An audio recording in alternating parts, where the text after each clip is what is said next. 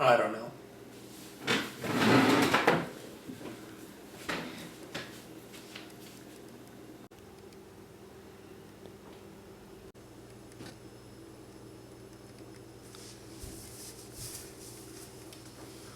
This is Briggs.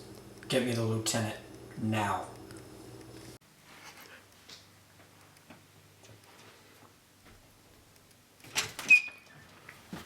Sir, Lieutenant Dan reporting. You asked for me. Come here. Yes, sir.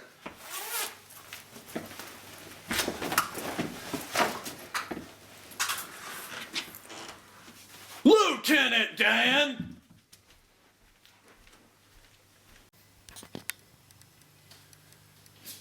I need your help, Lieutenant. Sir, what's the matter? This war, it needs to end. It's been years. I've tried everything. I'm running out of options. I understand, sir, but I think there's an option you haven't weighed yet. What? What have I not considered? Bombs, guns, knives. We've tried everything. There's so much death. Sir, I think you need to take a seat. Don't tell me what to do. I understand your point, sir. The option I think you haven't weighed yet is chemical warfare. Chemical warfare? Are you insane? Maybe a little, but let me state my case.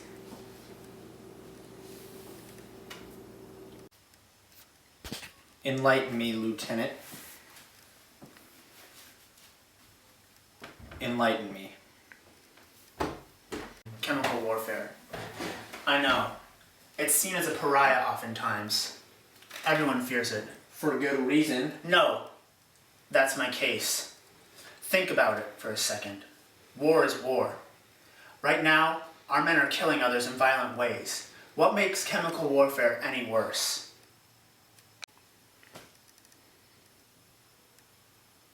Continue on, Lieutenant Dan. Thank you, sir. Listen to some of this background information as well. America, even in the past, has ignored protocols for the banning of chemical weapons. People discard chemical weapons due to the idea that there are awful ways to die. But can we not say the same about regular mechanical weapons? Imagine our soldiers. They aren't always dead shots, right?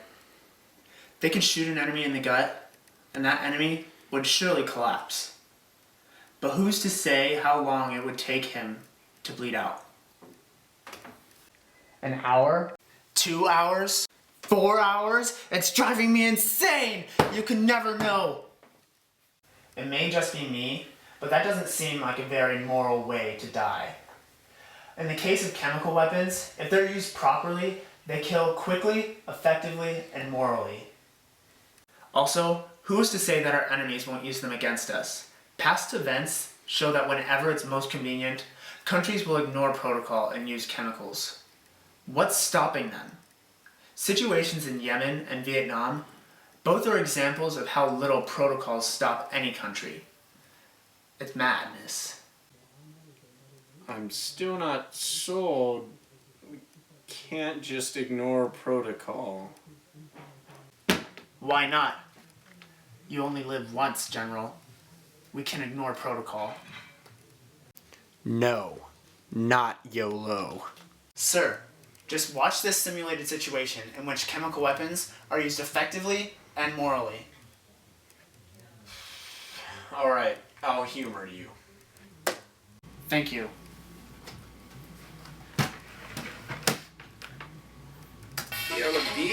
What? What is this? I'm sorry. That's my mixtape. You should check it out sometime. No thanks, just play the simulation. Today, we're out in the wilderness, exploring, but we gotta keep an eye out for the savage predators that roam around here. Oh, you see there? You see there? That there's a wild Al-Qaeda member. One of the most lethal animals around. One push of a button and I'm dead.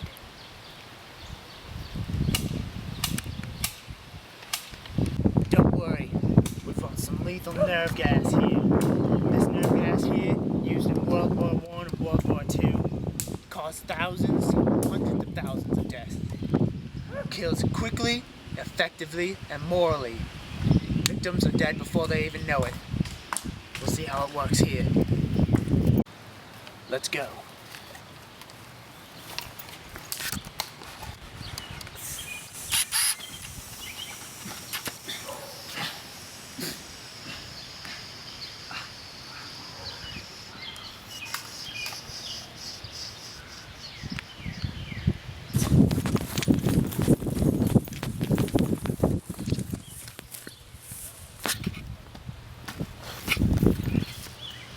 There's no pulse.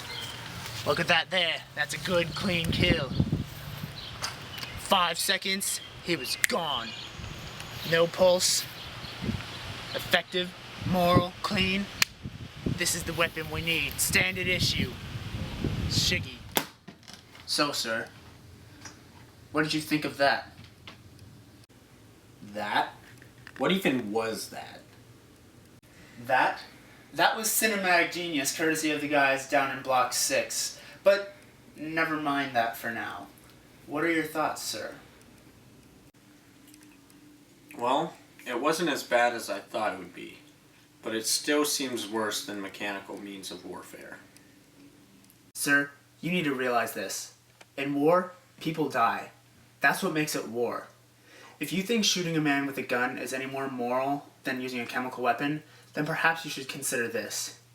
In an old medical journal from World War I, it was documented that a man had had the majority of his head shot away, save for the vital brain and neck. That is not moral. Okay, let's say for just 1 second, like 1 second, like boom, boom, but faster than that, like boom, boom. Or even, it's like boom, it's just one moment, it's really quick. That I do believe you, and that I decide to use chemical weapons.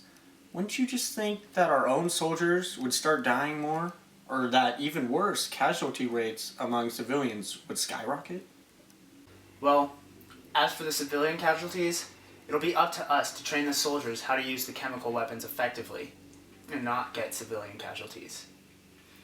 But as for the friendly fire, an easy solution to prevent all friendly fire from chemical weapons is this here.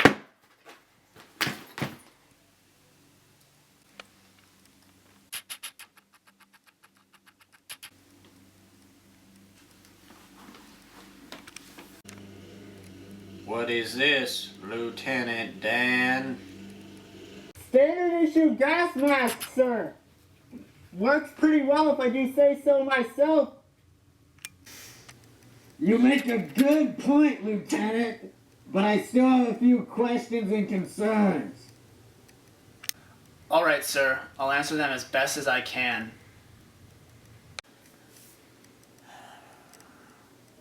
Can I even get away with this? Wouldn't I need permission from the higher-ups? Sure you could, sir. America did, even after they ratified the Geneva Protocol, which was supposed to ban the use of chemical weapons. But, you know, people don't really talk about that. What would stop us from doing it?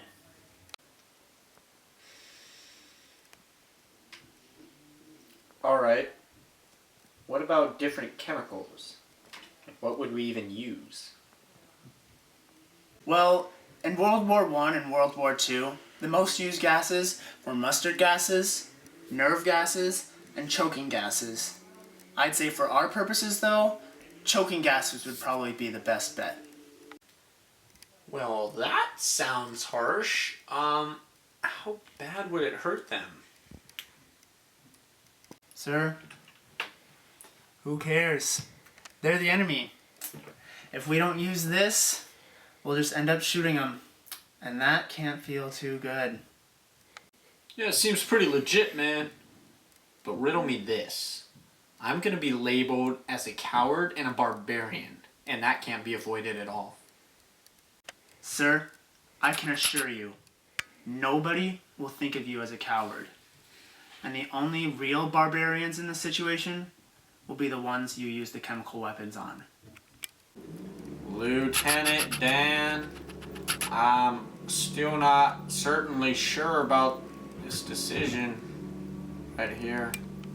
Sir, I'm telling you this because I love you. If you ever want this war to end, we need a game changer. Chemical weapons will be that game changer. They are moral. Even more moral than bullets in some cases. I'll think about it.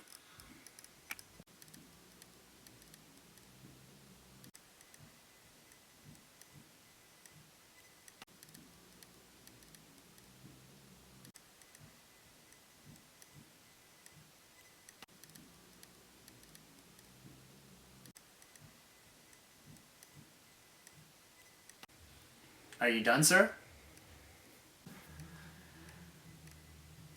Yes. Yes, we will use these chemical weapons. Now return to your post, Lieutenant. Thank you, sir. We here in Russia's Central Command will surely throw a party in your honor to celebrate this decision. I will personally invite the Tsar. Thank you, Lieutenant. I love you, sir. I like you too.